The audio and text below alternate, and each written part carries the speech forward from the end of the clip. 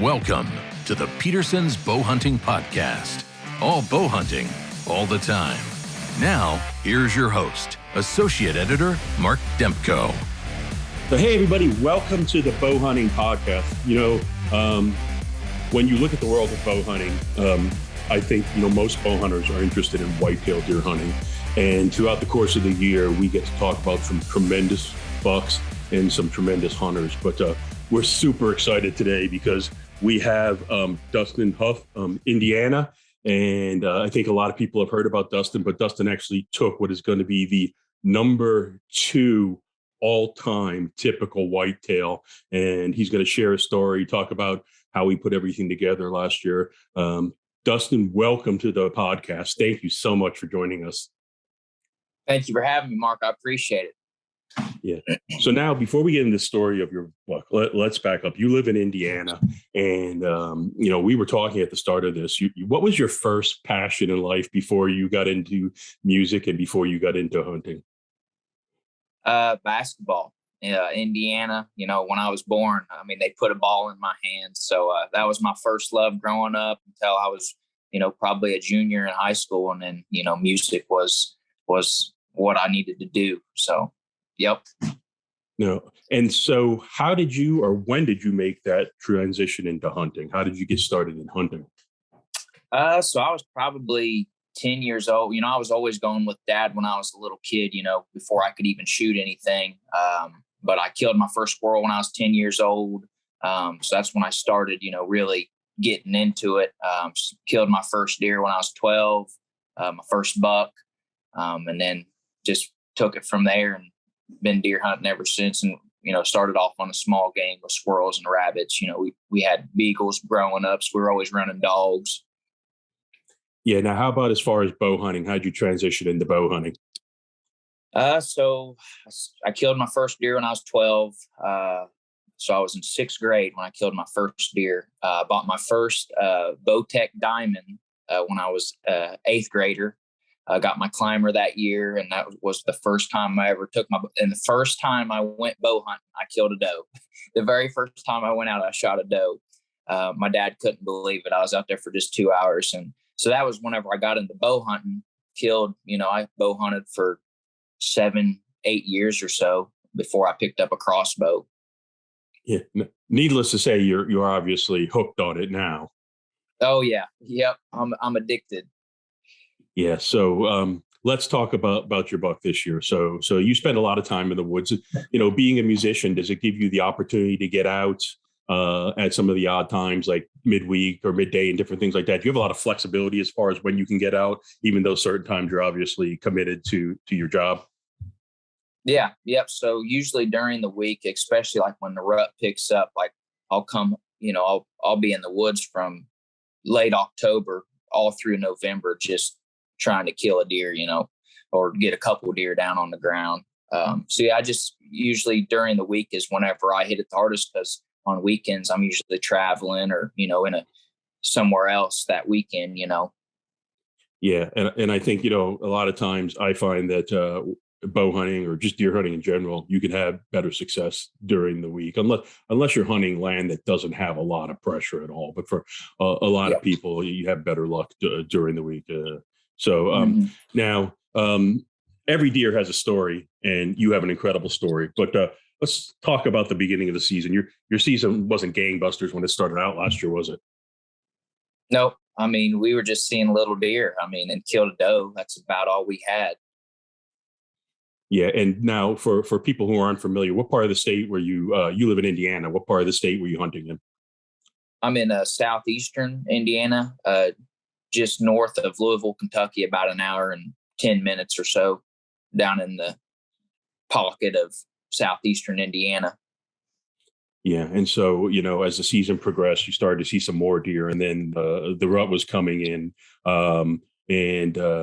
You changed some tactics, right, as far as when you were hunting, because you weren't seeing so much. So let's talk a little bit about that, about how you adapted as the season went on, what you did differently, what your strategy was as you were moving into the rut time. Yeah. So, I take my nephew out. And so he killed his first buck on Halloween. I killed a doe that same morning with him. And I mean, we just weren't seeing any shooters. I mean, it was a little 5-pointer that he killed, and we were just seeing small bucks. And, the 4 days previous, I was hunting by myself, and I wasn't seeing any shooters, just does. Had killed that doe. He killed his buck. So I'm buck hunting that next, whole week is what I was planning on hunting. And I had been hitting my set stands. I got 3 set stands on the 185 acre farm. And I was hitting them pretty hard, with my nephew, going by myself. So I just decided to start taking my climber out. Same climber that I bought when I was in 8th grade, actually. And first one. And so I just decided to start, going on different parts of the property that I haven't really hunted, 5-6 years. When I was in high school, I'd hit these different spots a little differently, but over time, the growth is growing up, or logs have gone over our 4-wheeler trails, this and that. So I just haven't really been back there, but I don't know what for some reason that evening was just, I took my climber out and I didn't even know where I was going. I just got the wind right. And I was just like, I'm going to go back to this back, west end of the farm in this back corner. And that's kind of where it started. Took my climber back there and just picked a tree. And so now let's walk through the hunt a little bit. Tell me how that unfolded when that happened. You hadn't seen that buck before, had you? Nope, I hadn't. I didn't even know he was out there. So yeah, like I said, I took my climber out. It was just one of them things. I was just going to enjoy the woods, just try to mix it up a little different, give my set stands a little, break, because I was going to go hit them hard that next week.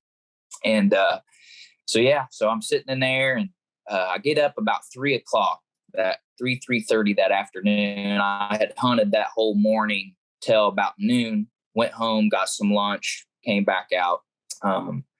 Sitting there, I didn't see a deer all evening. I mean, it was a beautiful, beautiful evening, 45, 50 degrees, nothing too cold. And I'd never seen a deer. And I'm texting my girlfriend, texting my dad, no deer again. And sure enough, right when the sun hit the horizon, and I'm about to text my dad, I got maybe 20 minutes left of shooting light, 15, 20 minutes left. And I about text my dad, and I pull my phone out to text my dad. And right as I pull my phone out, I look to the left, and at 70 yards, there he is. All I seen was how wide he was. He was facing towards me when I first saw him down in the creek bottom. And when he put his head up, that's whenever I knew, like, this is the biggest deer that I've ever seen, on YouTube videos, anything. Like, I just knew it was a monster deer. And so he starts coming up the ridge that I'm sitting on right towards me. I mean, I'm talking like I had him on a string, man. And he's coming up this ridge, and I didn't even have time from when I seen him to being able to put an arrow through him. I mean, it was 2 minutes, maybe. So I didn't get a range finding. I just guessed. I was guessing him at 40 yards, and he's coming up the ridge. I whistled at him once, couldn't shoot him on the first whistle, had to let him take one more step, and got to sneak one through on the second whistle. And he ran about 50, 60 yards straight west, and I got to see him go down. It was awesome. Well, that took some of the nervousness and the suspense out of it. If you saw him fall over, a lot of times you have a chance at a big buck. If you run that eyesight, you always have that trepidation. You're not sure if you're going to get it. So congratulations, obviously. Thank you. Now, you were using a crossbow. What kind of crossbow were you using? What was the bolt and what was the broadhead? So I was using a striker. I picked it up used, like I said, 4 or 5 years ago, maybe 4 years ago or so, off a buddy, just a couple $100.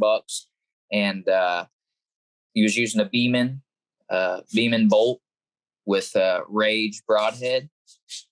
And I've been using that setup since I bought it, like I said, 3 or 4 years ago, and haven't had any trouble with that setup yet. Yeah, no, this deer is an incredible deer. As we mentioned at the start, it's second biggest in the world. You can correct me; it's 211 4/8. So it's going to be second only to the Hanson buck taken in Canada in, I believe, 1992. And I think that buck scored just over 213, like 213 5/8. And so tell us a little bit about some of the other dimensions, like the inside spread and beams and stuff like that. I mean, this is just an incredible buck all the way around. Yeah. So inside spread was 21 and a half. I mean, he had his main beam circumference was almost at 7 inches all the way through. I mean, his G2s, G3s are 13 inches. A measurement that doesn't get taken into consideration is he had 4-inch mass measurements going through his tine circumference all the way up. I mean, he's thick. He's just got a lot of mass on him. Yeah. Now, when you say you'd never saw this deer before, just to be clear, you never picked it up on trail cams or anything, right? Nope, I don't really run trail. I had one trail cam that I ran like October 1st through like the 17th or 14th or something. And then me and my nephew took our trail cam down and we were going to put it up on the other side of the farm, but never even got to it. So the first time you ever saw this deer is when he showed up in front of you in early November. I think the date was November 4th. And as you mentioned, you had 120 seconds before that deer was right in front of you for the shot. And then it ran and you saw it fall over. What, after it fell over, what was the first thing you remember? What was the first thing that went through your mind? Because you saw it was down, so you didn't have to like have that anticipation. What did you think? I just knew that I killed the biggest deer that I had ever laid eyes on. And so right after I saw him go down, I didn't even get out of my stand. I was still in my stand when I started calling. I called my girlfriend first because like I said, I had been hunting 8 days in a row, 8 to 10 hour days. So she's ready for me to come home, and, she's ready, what are you doing going out there? I said, baby, I got to kill, I want to kill a deer bigger than my 134 last year. And this is the week to do it. You got to be out there. And so I called her, was the first one. I called my dad second. And then I called the property owner and his boys, and they all come out. My brother-in-law, he come out. There's 6 guys that helped me drag the deer out once we got up to it. And we were just all looking around like, what is this? And we weren't even thinking 200. Like we were just thinking 180, 100. I was thinking maybe 185 was like the highest, just because the biggest deer taken on that property was 153-inch deer that my dad killed, 12 years prior. So a deer like that was just like, we had never seen it, Yeah. Now, is that a family farm? Is that a friend of the family or? Yeah. A friend of family, Troy Bench. Him and my dad went to school together, been friends for a long time. He's a big farmer around the area. So he's got multiple different farms. And that one, he kind of just lets me and my dad and nephew just kind of go back there. And we've been deer hunting it for years. Now, I'm going to assume that deer went probably weight-wise, went over 200 pounds? He was over 300. On hoof is 300 on hoof is what we were guessing. He was 230 field dressed. Jeez, that's enormous. So not only he was big. Like I said, whenever I called all the people that I could to help drag him out because we couldn't get a side by side to him. I mean, he was in the thickest, biggest holler on the property, and it took a lot to get him out. Wow. That's amazing. I mean, you think of deer like that from Canada, but that's a big whitetail, body wise, obviously rack wise as well. Now, you got that deer, and word started to spread. Obviously, my first question for you in regard to that is, a lot of times you don't hear a lot about a certain buck, and all of a sudden, when somebody's successful in harvesting that deer, then you start to hear that other people were familiar with it, other hunters saw it, got into the trail camera. Did you find that happened to you, or was this one of these deer that was sort of like a ghost and nobody had ever seen? Yeah, so like after I killed the deer, right after the next day, once I posted on Facebook, people started on Facebook, text messages, phone calls started hitting me up saying, hey, I've been after that deer. People from all over, not only just neighbors, just, that right beside me, which my one neighbor, Chad, he come over the next day after I killed it once he heard that I killed the deer. And he had actually been after that deer for 3 years. He had him on trail cam on his Lucky Buck mineral sites since he was a 3.5-year-old. So he had really been after that deer, feeding him Lucky Buck mineral had him on trail camera. I've seen hundreds of pictures, videos of him. So yeah, Chad actually had that deer in his sights the year prior in 2020 at 200 yards, he said. And he said he was about a 195 in 2020, but he just couldn't pull the trigger. Yeah. So there was a lot of people after this deer. No. And that's what makes the story even more incredible. I mean, there's fortunately for others, there's near misses or opportunities maybe they don't get to complete the deal, but in the end, it worked out really, really well for you. And you mentioned that people had seen the deer for a couple of years. Do you have any idea? Were you able to figure out how old the deer was? Yeah, so we sent off the jaw and had him aged. He was a 5.5-year-old. So we have him dated back to whenever he was a 3.5-year-old. And as a 3.5, he was sitting at about 170, 175 inch deer. That's incredible. And so crazy. This is going to be the number 2 buck of all time. You've had it green scored, you've had it officially scored. But when you have a buck this big, it still has to go through a panel scoring. I'm guessing for Boone and Crockett in a couple of years. Is that the next step then? They said that we can. They have accepted it now, so it's up to if I want to. If I want to do, put 10 different guys on it to do it. I know how big he is, so if they've already accepted, I don't know if I really will do it or not, unless there's like a big party or something. I might go to the ceremony or something. So they said that wouldn't be till 2025. Yeah. And we started off talking about how you had a love for basketball growing up. I'm sure you still love to follow the sport. You're a musician. Yep. Anything from either one of those passions that maybe you've brought into deer hunting that helped you? Because we talked about how your season was a little lean, especially at the start. And then as you moved into late October and early November, you still weren't seeing what you were looking for. As you mentioned, you were trying to get a buck that was at least 135 or bigger. Anything from your music career or maybe from playing basketball that you adapted that helped you to persevere this year? Yeah. Don't be scared to switch things up. If things aren't going, mix it up, try again, or, go down a different road, try a different spot, and patience. You got to be out there. You got to do it. It's just, you got to keep grinding just like in music or basketball, like you got to do it every day and hunt. You got to be out there to kill a deer. You can't kill them from the couch.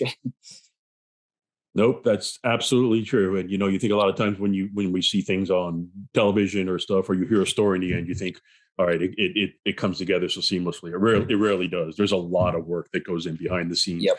You're a case in point of that. I mean, you were in the stand a lot of times before you had that opportunity. And, sometimes you do all your homework and your groundwork and things work out just as planned. And then sometimes there's a little luck involved. You decided you were going to move. And then you moved to a different part of the farm. That buck came by and you got an excellent shot. I like to share a story. One time I was bear hunting in Canada and they had a bear that they tried to hunt the whole season. It was up in Quebec. And so it was a 6-week season. They could not get this bear to come in front of the hunters at all. And it just so happened that I had a climber in the truck. It was the last day of their season. It was like June 30th or something like that. He said, "Hey, would you be open to taking your climber instead of sitting in our stand?" And I did. And I moved to a different spot off the bait. And I climbed up right off the logging road, and the bear walked that night right in front of me. It was the first time they'd seen him in daylight all the time. And they figured it was because of the way wind blows and the positioning of the stands and things like that. So sometimes those things, when you have a climber and you can use it, nowadays we have all these great resources, amenities, and tools, ladder stands and stands you put up and different things. And sometimes you can get hung up in just doing the same thing over and over again. You're a classic example of how if you do things differently, things quite honestly might work out in your favor. And it did for you. So it's an amazing story. Thank you. Yeah. And that's my thing, man. It's just take a climb. Any hunters listening out there, just take a climber. Some days you might think you have them deer pinned, what they're doing, but sometimes just take a climber going and just go enjoy the evening and see what happens. That's what happened. Now, do you have that deer, or do you have a replica of the deer somewhere mounted in the house? I have it at my parents' house. I keep it in the basement there. I got a replica mounted there. Yeah, awesome. So you were looking for a deer this past year that was bigger than your previous archery high. You obviously got that with a deer that scores 211. So here's the question for you: what's next for you? What do you do when you got a buck that's going to be the number 2 all time, or that is the number 2 all time typical whitetail? It's going to be hard to top. So what do you do next? Oh, I say a lot. So like either this year I just go shoot the first 110 that walks by, or I'm just going to go back to, 134 was my biggest deer that I killed in 2020. I caught my COVID buck. And that was my biggest. I shot him 300 yards from where I shot moose at. So, I mean, in that area. So I'm going to go back to trying to beat my 134. So if this year 135 steps out, I'm shooting him. It's just try to work my way back up, I guess. Yeah, and as you mentioned, it's really about the love of the sport and hunting, and it's and that's what it comes down to for everybody. I mean, it's that's going to be a deer that's going to be hard to top, but that's not what it's really about. It's really about getting out there, enjoying the beauty of nature, having a great time. And I'm guessing for you, with working a lot in your schedule, that's probably a great form of relaxation for you to get out and sit in the tree stand. Yeah, that's where I write songs, man. That's where I find my peace, and just, I'll sit there and write a song or two in a week, just sitting in a deer stand waiting on a deer to come by. So I just love it. That and going fishing. You love to fish? What do you enjoy fishing for? Yeah. Crappie and bluegill. I just like pond fishing, just farm pond fishing, and yep.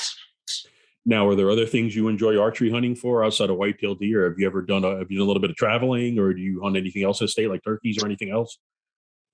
Just the small game, rabbit and squirrel, and then deer. We used to hunt a lot of raccoons. We had coon dogs back in the day, and ran them a lot. But really, that's about it. All the hunting. I'd like to do some other hunting sometime. Maybe kill an elk sometime, or a bear, like you said, or any kind of big game, or turkey hunting. That's what another thing I'll tell people. They're like, well, where do you go from deer hunting now? Turkey hunting. But it's crazy. I love people that, there's just people who just really are passionate about turkey hunting. That's their favorite thing. I have a number of friends. Yeah. That's what they love to do. And other people love deer hunting. Now, you were talking about how you started when you shared the photos on social media, your friends and your family and people down the road, and started to reach out to you. How about the media interest? I'm guessing for this, you had a lot of interest across the country. Have you heard from media? Have you heard from people from different parts of the U.S. after you took this buck? Yeah. So right after I killed it, people were calling. So I'll just take it from the evening that I killed the deer. That evening I just sent out a Snapchat, just some photos to some friends. And then later on that night, I made a tweet like, hey, I think I killed the biggest deer in Indiana. I didn't post any photos or anything because I was going to wait till the next day. And that night, my buddy Ray Fulcher, who I used to do some touring with and writing with back in the day in Nashville, and how I met him was through Luke Combs. And then Luke called me that night, and he's like, hey, Bubs. He's like, dude, you don't, at this time, they have seen the deer now. I sent them pictures. And Luke's like, Bubs, you don't even know what you did, dude. Like, this is a big deal. And me, I'm just like, yeah, it's a big deer. Like, I can't wait to mount it on my wall. I didn't even know it was going to be a world record or anything. And he's like, no, like, don't post any pictures yet. Like, let me make some phone calls for you tomorrow. And then Luke called Meat Eater that next day. And then they contacted me and launched the first story on it. Yeah, well, it is an incredible story. And as you mentioned, you don't go into archery hunting, or even if you get a big deer, you don't go and think it's going to be a world record. But as word spreads and people see it, and you get it scored and things like that. But it's just an incredible deer. Congratulations. I'm sure you've heard that a million times, but it is an amazing animal. Your story is great. It's one of dedication and perseverance. Yes, it ended up with a gigantic whitetail.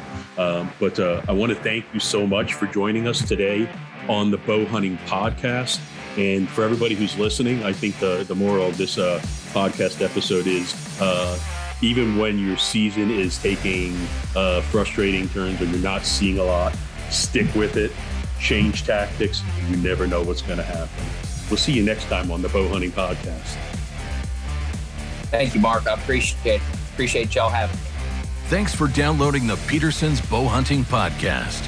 All bowhunting, all the time. Pick up the latest issue of Petersen's Bowhunting magazine on your local newsstand, or connect with us online at bowhuntingmag.com.